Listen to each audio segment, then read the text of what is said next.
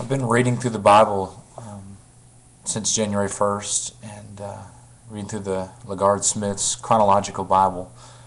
And I came to this part that talked about, a familiar part that talked about Nadab and Abihu in Leviticus chapter 10, verses 1 and 2. If you're not familiar with this story, it's a story where in some point Nadab and Abihu had it that they were going to offer this strange incense fire, that they were going to take it upon themselves to do this. And I guess because here recently they saw that the glory of the Lord came as a result of all that Moses had done, the offering and everything in line that Moses did. And so Nadab and Abihu tried to do the same thing. And the scriptures say that God struck those two gentlemen down, Nadab and Abihu. I've gone over that story many times and just glossed over it. And often I heard this story at least mentioned that we shouldn't add to our worship. And an example is Nadab and Abihu, who added and then were struck down. And so I always thought, well, if we add to our worship, are we going to get struck down like that? But that's not really the point.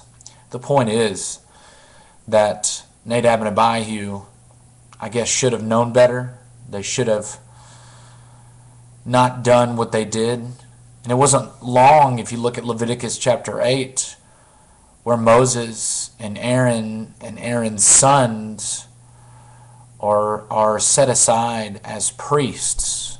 The ordination occurs in Leviticus chapter 8. And so you can argue, and I think justifiably, that Nadab and Abihu should have known better. But that's not the point either that I want to make. The point that I want to make is that, and I've glossed over it so many times, is that Leviticus chapter 10 starts off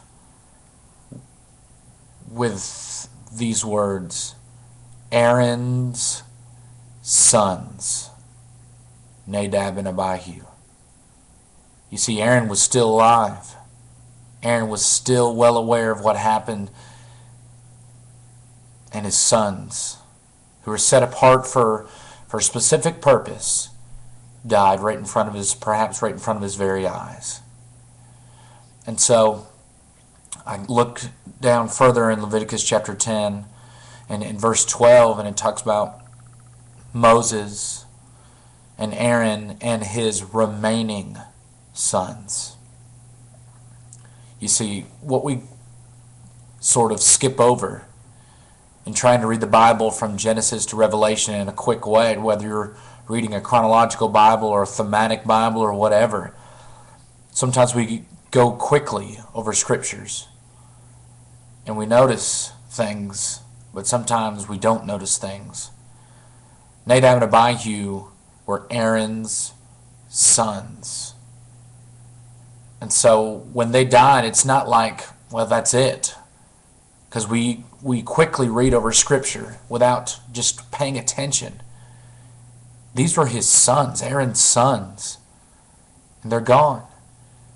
And so the Levitical priesthood, the priest work that's going to be established later, in Numbers chapter 3 and following, has to go on without some of its greatest workers, Nadab and Abihu. No doubt they were chosen because of their great work. And now they're gone. And I imagine the scriptures don't relay this to us, but I imagine this was pretty painful for Aaron. If you kind of read between the lines, this must have been really difficult for Aaron. And so what do you do with that? How do you respond when your sons do all the right things and then suddenly, because of one foolish mistake, are gone?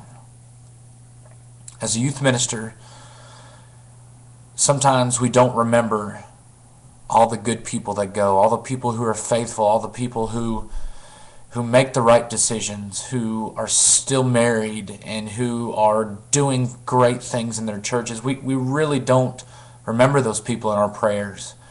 It's the mistakes that haunt us.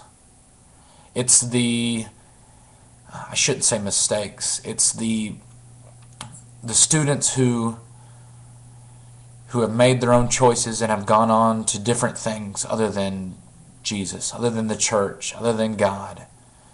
It's those people that haunt us. It's those people that we think about late at night when we can't sleep and we're staring at the ceiling. It's those people who are often and doing their own thing, sometimes very sinful things that we struggle with.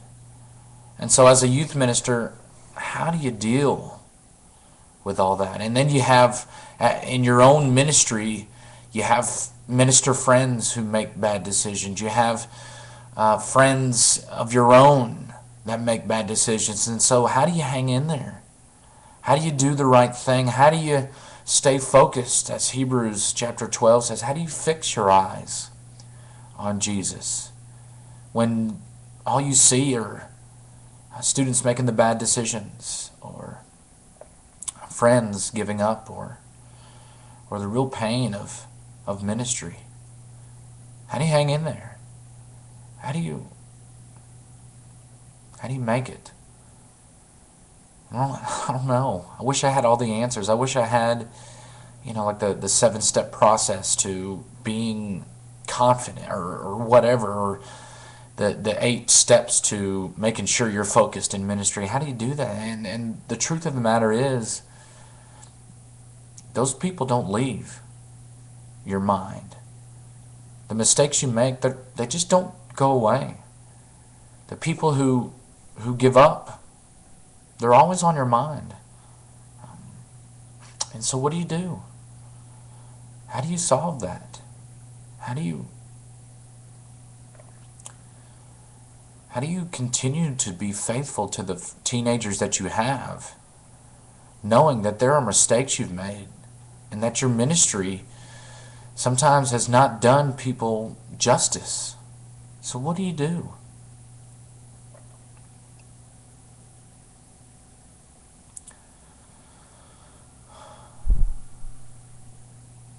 I guess the truth of the matter is you don't do anything. I guess the truth of the matter is that it's not up to you. I guess the truth of the matter is it's always up to God. And so we do, hopefully, what we've always done. We trust God. We trust God that He, in His plan, knows way more than we can ever possibly know. And that, just like it says in Deuteronomy 29:29, a verse we quote often, but I think a verse we need to, that the secret things belong to God. And so in the pain and brokenness of our experiences and of our difficult times should shape us to do better, of course. Should shape us to gear at doing some right things.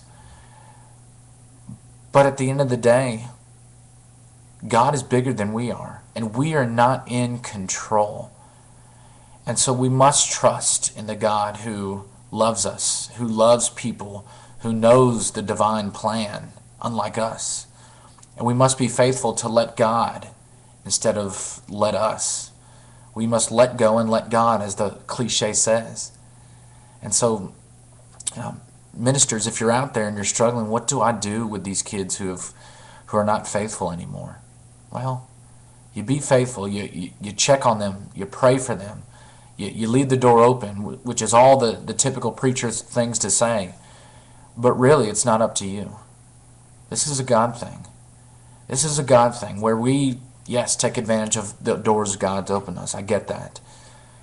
But that there are some things that only prayer can solve. There are some things that only God can solve.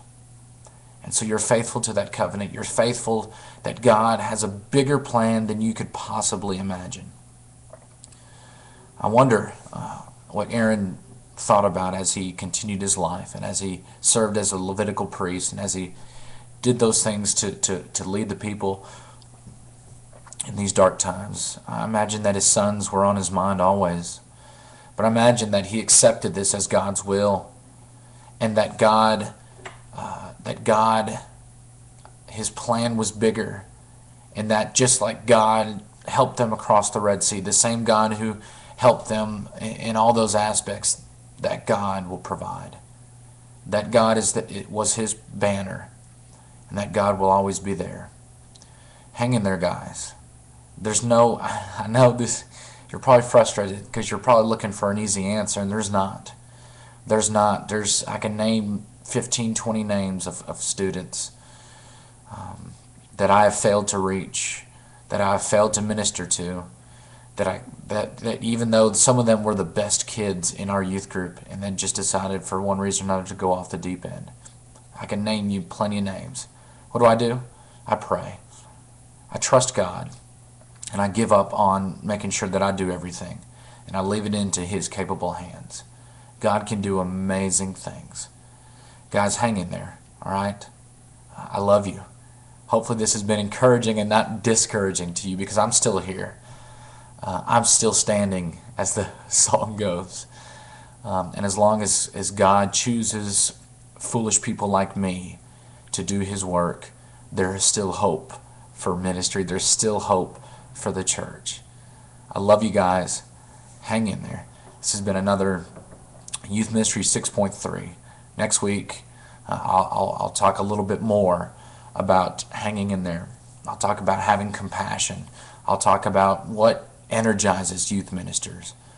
And if you ever want to get on the show and have me interview you, send me a message on Facebook or email me, REMckenzie, MACKENZIE 11 at hotmail.com. Love you guys. Hang in there.